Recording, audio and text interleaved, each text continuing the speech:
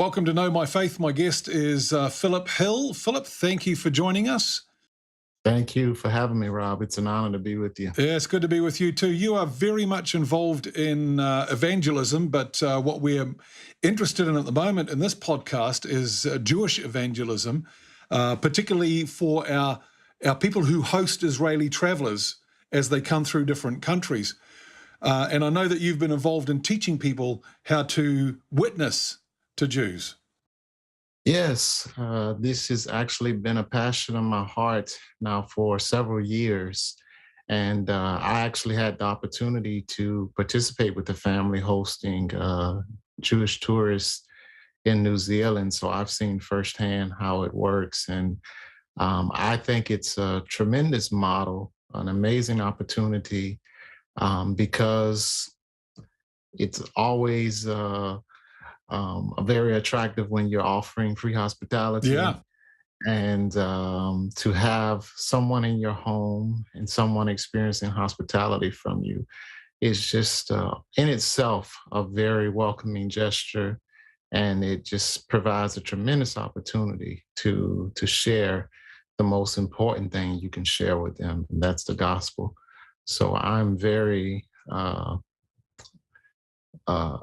grateful to see this model really happening in various places. So there's a right way and there's a wrong way of doing it, and I know just from talking with you, and we were talking with a couple of others, that you have some keys that can help us to not do it the wrong way.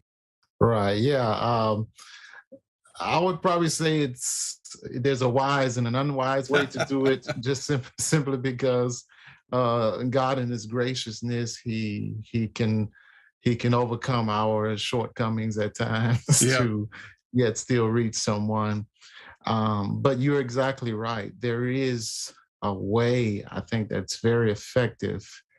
And when I say effective, it doesn't necessarily mean they walk on water and you win them in every case, but you do what I like to call putting stones in the shoes and really, really giving them something that's going to stick with them, that's going to prod their conscience. Yeah. And really challenge them to think about the truth of the gospel, and by the grace of God, hopefully respond.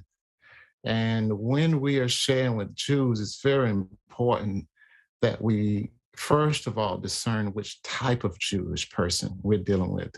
And by that, I don't mean an Ashkenazi or a Mizrahi or a Sephardic Jew. I mean specifically, how do they understand their Jewish identity? And that will probably be indicative of whether or not they are a Jew who's actually theistic or not. Yeah. And so whether or not they believe in God, how they understand Jewish identity, how they embrace it, these are important things you want to discern, because your presentation of the gospel to them will need to be tailored accordingly to that understanding of their Jewish identity. Because not all Jews trace their lineage back to Abraham.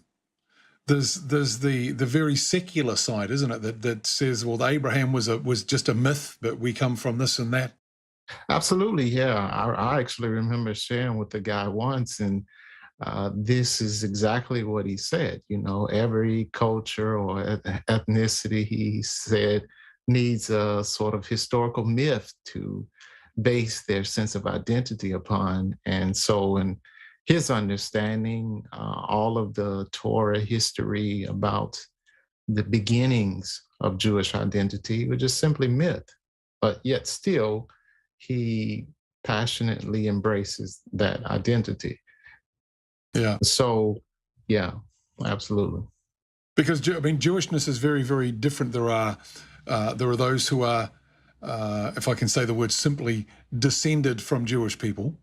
There are still proselytes who become Jewish.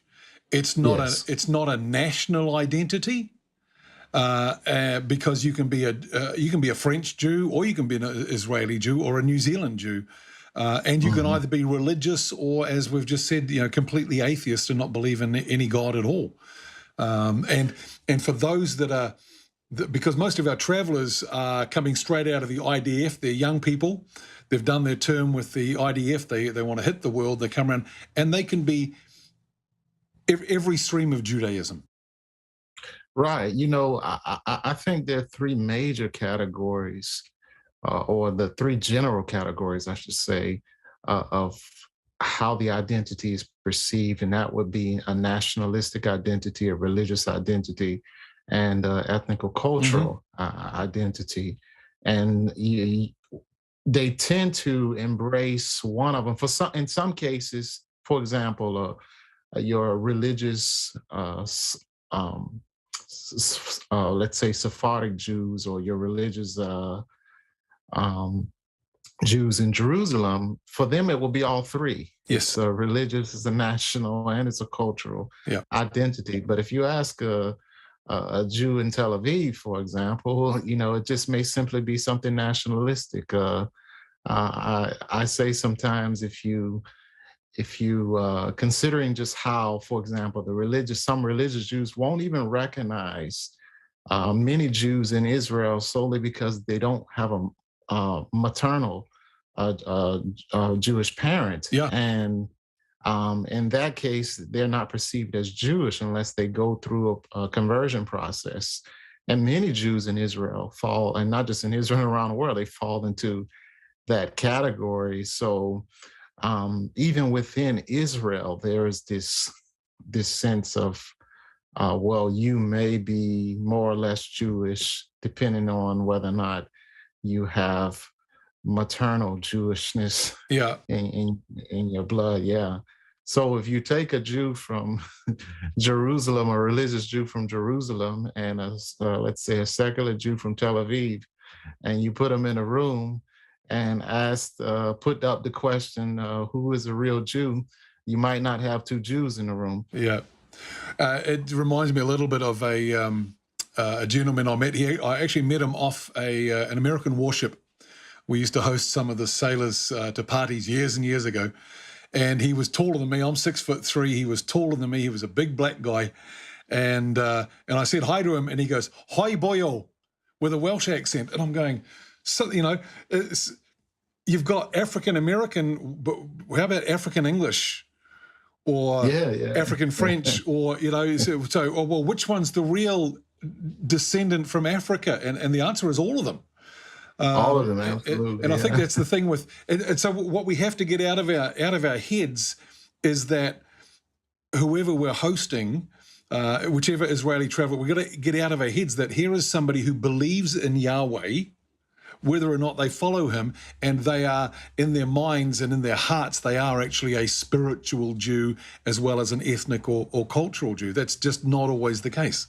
That's not always the case. And I would say, for example, if you were in Tel Aviv, probably that is not the majority. That's probably a minority of the majority in Tel Aviv probably are non-religious, Yeah, it's a very secular atheist, city. agnostic.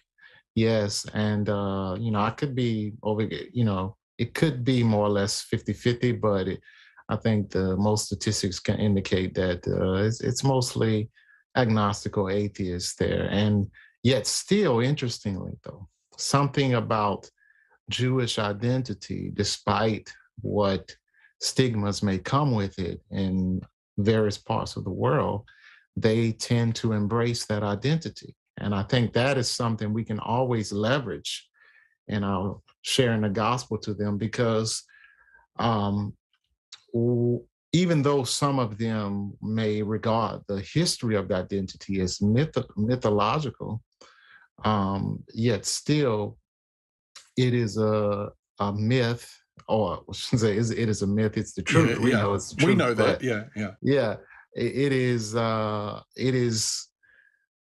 history of that identity is a history of a man and his relationship with God. And so the identity itself traces itself to God the creator, and a relationship, a special relationship with him. And therefore, that's something that about Jewish identity that you can always leverage with the Jew, regardless of whether they believe or not, just simply to make the point that even if you regard it as a myth, well, you are embracing an identity that is yet still an identity that's rooted in a relationship with God. With the Creator, yeah. Yeah.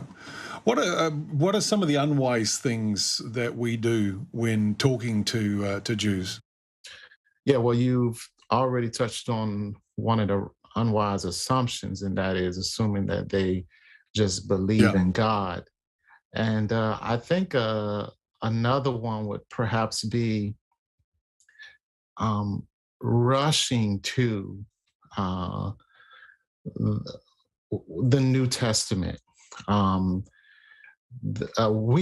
I sometimes like to think of the New Testament as the commentary on the Old Testament. So I'm reluctant to say that because, in a sense, it really is the best comment, the greatest commentary ever written. It's the greatest I've comment. said for years that the New Testament, I mean, the bulk of the New Testament, apart from the Gospels and Revelation, is Paul's writings, and pretty much Paul simply explains the Tanakh in the light of Yeshua being the Messiah.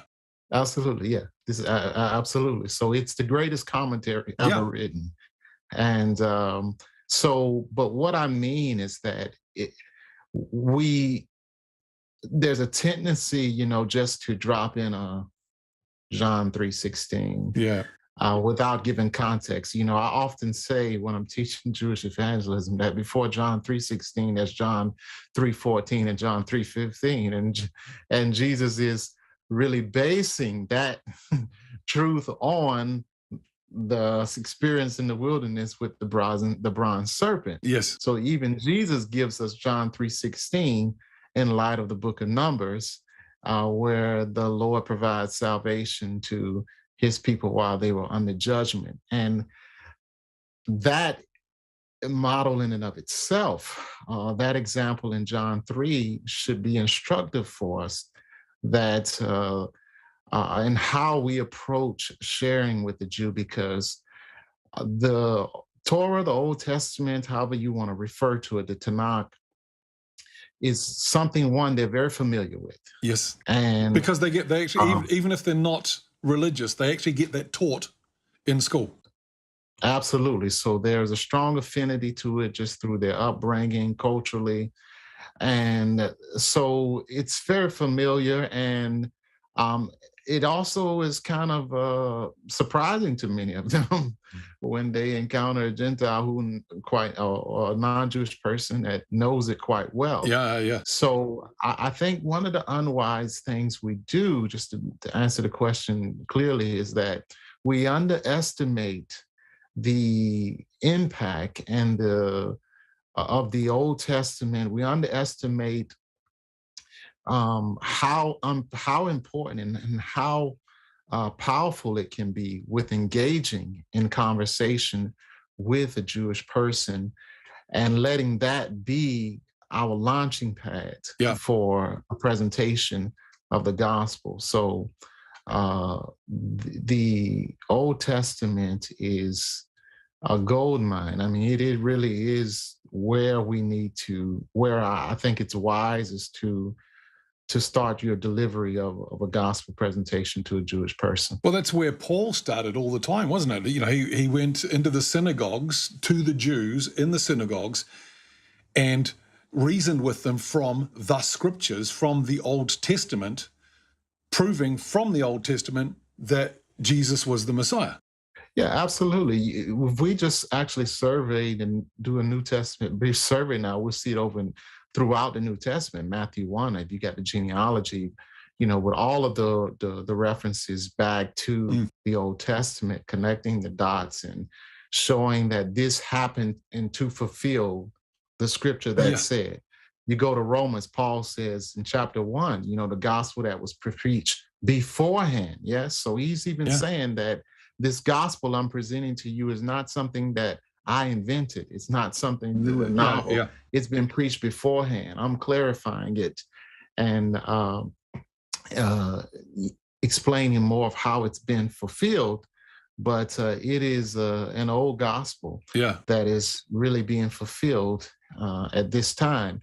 And onward throughout the New Testament, you see the constant references of the gospel that was preached beforehand, Yeah. that was foreshadowed, that the apostles and Jesus are now delivering the truth Yeah. of his fulfillment. So that is really how they presented the gospel. And that's why like we were just saying, this is the greatest commentary Yeah. Yeah. on the Tanakh. On the Jewish scriptures, which we need to know. My wife and I use the complete Jewish Bible for our devotions, and I love the fact that in the New Testament, in all the Old Testament quotations are in bold. And when you get to the book of Hebrews, I mean Romans also, but in the book of Hebrews, almost the whole book's in bold because it's simply quoting from the Old Testament. And wouldn't we love to have been on the road to Emmaus when Jesus explained from Moses and going through all the prophets? Absolutely.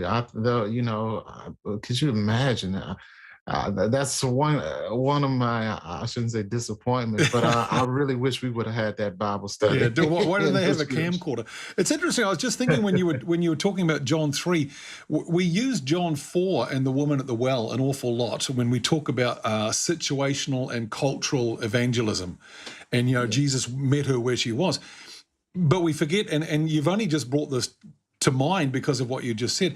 Jesus used exactly the same thing with Nicodemus in John chapter 3. It was cultural evangelism. He took Nicodemus where he was and then presented himself as the Messiah. Yes, absolutely. And he understood their familiarity with the scriptures, and particularly cases in which God accomplished salvation for a sinful people. Yep. And so Jesus latches on to that one of various examples to show Nicodemus how it is that God accomplishes salvation. And you see, that is the question that really is behind most of the New Testament specific messages or presentations of the gospel to a Jewish audience. And when I say Jewish audience, it can be an individual like Nicodemus who came by night, or a crowd of Jews, as in Acts chapter 7 with Stephen's audience, or Luke chapter 4, where the question behind it is, how is it that God is accomplished salvation? And they refer to Old Testament examples of God bringing about deliverance or forgiveness in cases where the people were either in sin of their own or in bondage. Is this still a question there that is in the Jewish consciousness? How can I be saved? This is one of the things we have to, I think is important to understand in Jewish evangelism especially, but evangelism in general, is getting people to start asking the right question. Let me give an example of this. In Matthew 22, Jesus, I believe it's chapter 22 or chapter 21, but Jesus raises the question, what do you think about the Christ? Now, this was just after they tried to test him. Whose son is he? And whose son is he, right? And they say, oh, that's an easy one. He's the son of David. Okay, right. We can all agree with that. Okay, then Jesus follows up with another question then. So why then does David call him Lord? If he's David's son, then why does he call him Lord? See, the question had never entered their mind to think about this, because we can all agree that on the one hand, the Messiah is the son of David. It's clear from the Old Testament. But on the other hand, he's more than that. And these are things we read them, but we don't. I mean, I posted a question just recently on multiple Facebook groups. And I said, in the beginning, God created the heavens and the earth. Why? Why did an all-sufficient God who was quite happy in himself, he didn't need to create anything? And we can read it and go, hey, yeah, in the beginning God created the heavens and the earth, and we read on, but we never stop and ask the question why. So what Jesus is doing here is he's putting one of those questions in and say, actually stop and think about what you believe. Yeah, and the fact is that most people are living life asking the wrong questions. And so one of the most important things you can do for anyone is to get them to start asking the right questions. Yeah. You know, parents go through this all the time with with children, and but especially in evangelism, you see this in the New Testament where they are trying to get their listeners to ask the right question. If another example of this, one of the most powerful passages I think for sharing the gospel to Jews is Daniel chapter 9, I believe, chapter 9 or chapter. With the coming of the prince and the destruction of the temple. Yeah. And one of the things about that passage is that, first of all, it's clear that there will be a destruction of the temple. It's clear that there will be a call to rebuild it, right? Yeah. And then there will be the Messiah will be cut off before the destruction of that temple. And so if you have the Messiah being cut off, and then you have the before the destruction of the temple, the second temple. So you now have changed. If you can demonstrate this, and I remember sharing this with a Jewish guy somewhere in the world, and he said, he said, "Whoa!" He was a religious Jew. He said, this is the strongest evidence I ever seen for Jesus as the Messiah." But basically what happens is, in many of the minds of Jewish people, especially religious ones, they believe in a Messiah to come. They are technically messianic in the sense that they have a hope for a Messiah to come. But what you do when using a passage like Daniel chapter 9, for example, is in their mind, the question is, who is the Messiah to come? Well, Daniel 9 changes that question to who is the Messiah who came, when you show how the Messiah had to have been cut off before the destruction of the second temple. I don't know anyone that disputes that happened in 70 AD. So therefore you are able to establish that the Messiah had to have already come. So now you have a question of, okay, then, well, if the Messiah has already come, then who was he? And I think with that situation as well, you again, when we're talking about wisdom, you have to allow them to make discoveries for themselves. You show them the passage and say, what is the passage talking about? Well, it seems to be saying that Messiah will come, and after Messiah comes, the temple will be destroyed. So get them to say that. You don't slam them with, hey, look, the temple was destroyed in 70 AD, so let them, and then you go, well, when was the temple destroyed? And they go, oh, flip, now I'm in trouble. Because Yeah, absolutely. And this goes back to, the first question you raised about what are some of the unwise things we do. On the one hand, we assume that many Jews are spiritual, but yet on the other hand, we unfortunately assume that sometimes they know the scriptures all too well, and they don't. And they don't. Especially many of these passages we're talking, even the religious ones, some of them have never really paid attention to a Daniel 9 or an Isaiah 53 and many of your other passages. Well, I like using the Isaiah passage for "Unto us a child is born," which seems to be universally recognized by Jews and Christians as a messianic passage. And unto us a child is born and a son is given, and his name shall be called what? Almighty God, Everlasting Father. And you go, hello? Absolutely, yeah. It's interesting. Isaiah 53, the rabbis in Israel and various places, they have they have, lots of responses to the Yeah. messianic interpretation of the passage. And personally, I don't use that passage that much in my sharing of the gospel. And I'll explain why briefly. It's certainly a great passage. It's Yes, that's the valid, suffering and servant by passage. all means use it.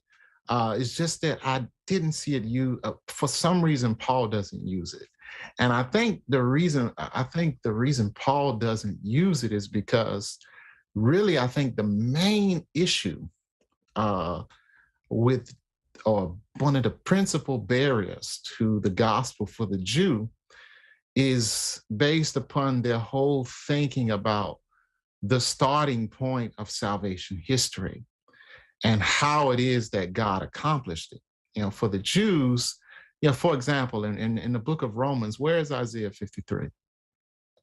Yeah, It's like, it's why, missing. why not? Why is it that in Paul's, magnum opus presentation of the Yeah. gospel, especially with the Jewish audience, there was a Jewish Gentile mixture there in that church, but clearly he's emphasizing some points to his Jewish audience.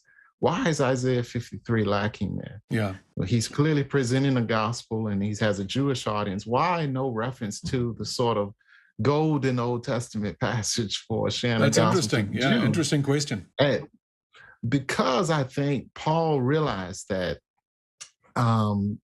it was more that if you can get the Jew to recognize the starting point of salvation, or this question of how it is that God accomplishes salvation, if you can get them to move back from Exodus 20 back to Genesis 15, then Isaiah 53 is so easy, much easier to just accept, almost perhaps automatically, because Paul's doctrine of justification by faith is not unique to him. In fact, that's why in Romans chapter 4, he's emphasizing, look at what God did in the case of Abraham. Yeah. This is where it starts, my Jewish brothers and sisters, not at Exodus 20. Yeah. And so I often talk about what I call Jewish replacement theology. I'm not talking about the standard idea or the common idea of replacement theology, where you have the church replace Israel and this concept of replacement theology. But there's actually what I call a Jewish replacement theology. And what is that? That is that Moses replaces Abraham and that Mount Sinai replaces Mount Moriah. And for Paul, this was the critical thing. If you could undo this in the conscience of the Jewish people, then all of these other passages and other revelation about the gospel and the Messiah will be much more easier to embrace. But as long as in their conscience, their identity in this question of being right with God starts at Mount Sinai in Exodus 20, then trying to get truths like Isaiah 53 and the other that's anathema to them. They just don't want to hear about it. Right, absolutely. Yeah. I think, and let's just finish with this, Philip. Because we've talked about Jewish evangelism. It's not really the right word that we should use. I mean, it is the evangel, the good news. We want to give our Jewish friends the good news that their Messiah has come, but we have to stop thinking of in the natural terms of evangelism and conversion, because there is no need for a Jewish person to convert at all. They just need to discover their Messiah. I'm not too particular about.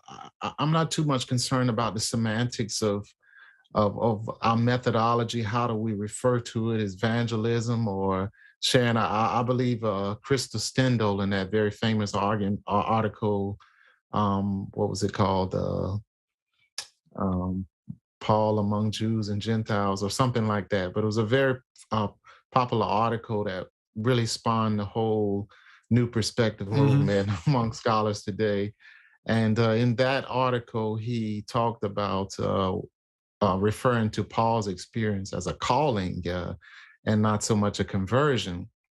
And perhaps we could use the term calling and as he used it to refer to our reaching out to Jews, Yeah. helping awaken them to the calling of Jewish identity, and the history of it. And then when you really are able to get them to understand the theological history of this identity, what it was intended for, then yes, it is kind of like, hey, wake up to your calling. Yeah. Yeah. It's not so much of a conversion in a sense, but and I say I don't prefer to really get too much into the semantics of how we describe our approach, because in some cases, Jews who are believing in Buddhism or some other religion, it really is indeed a conversion. I mean, you have Yep. to, Yeah.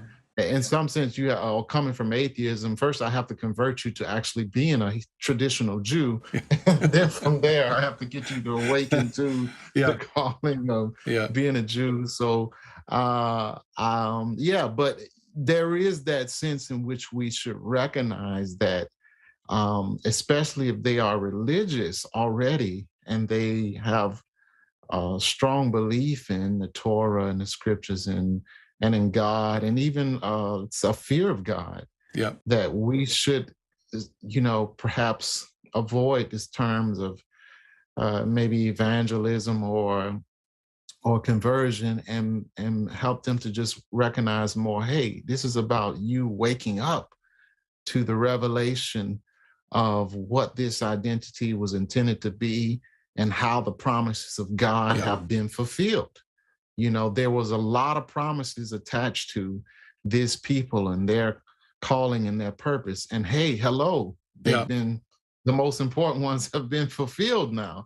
Wake up, accept this, and embrace this. I read something recently on, because somebody was talking about the 6 Day War and the War of Independence and everything. And I read something recently. It was a secular report on the Gulf War and the number of Scud missiles that were fired into Israel.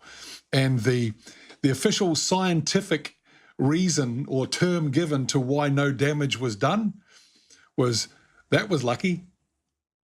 All the missiles that they couldn't come up with any scientific reason why none of those missiles hit or damaged anything majorly and why people weren't killed. The scientific reason is lucky.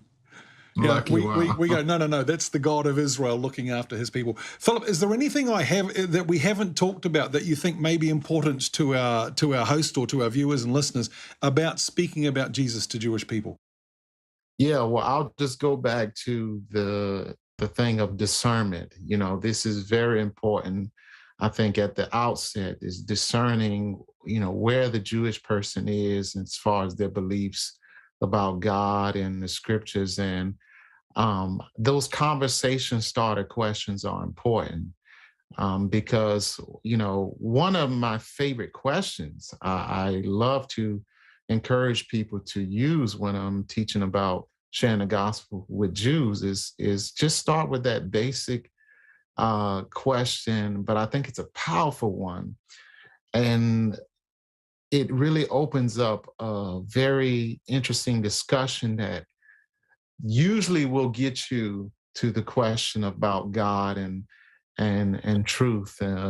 And that is, what does it mean to you to be Jewish? Yeah. I think that's the most important, that's one of the best discernment questions you can ask without it being so overt. It's not in your face. Yeah, all in your face. Yeah. What does it mean to you to be Jewish? And usually their response to that question is going to reveal to you whether or not they're religious or just completely non-religious. And you can learn so much from them about them just based on response to that question. And that's going to help you in the discernment process. And so once you discern based on their response to a question such as that, that they are religious, whether if they say being Jewish to me means believing in the Torah, the religious ones following the Torah, almost all of the religious ones are going to say this. So okay, I don't need to start with okay, God exists. I don't. We're past that. But Yeah. if they say, oh, it just the different cultural things and traditional things, then more than likely this person is not a believer in God in general. And so you're dealing with the type of Jew where you're going to almost have to approach your presentation of the gospel to them will almost kind of have to start a bit with apologetics, Yeah. basic apologetics about, hey, God is real. So it's a much more work you have to do with Yeah. this type of person. But But as you yeah, say, it's discerning. The first thing to do is discern where they are, not assume that they have a religious identity and that they have a faith in Yahweh. exactly. Don't make that assumption. There it's not a monolithic God Yeah. consciousness among people who identify as Jewish, just simply not. And it's important to do a discernment um, by interacting with them. And the question I just shared, what does it mean to you to be Jewish? I think is a very, very good question to just get a baseline discernment of what this person believes about God, whether or not they believe in God. Yeah. Yeah. All right, Phillips, thank you so much for your time. Thanks for joining us. I'm glad we managed to contact. Rob, thank you for having me on. It's an honor. I love talking about these things, Yeah. and I hope that it will be of help to all of those who are out there passionate about reaching the lost sheep of Israel. Yeah, well, thank you for that. And if you want to find out more about what Philip does, in fact, he's an evangelistic musician as well. And we're going to put a link in the comments so you can check out some of the music that Philip does, and also check out his website for some Bible teaching.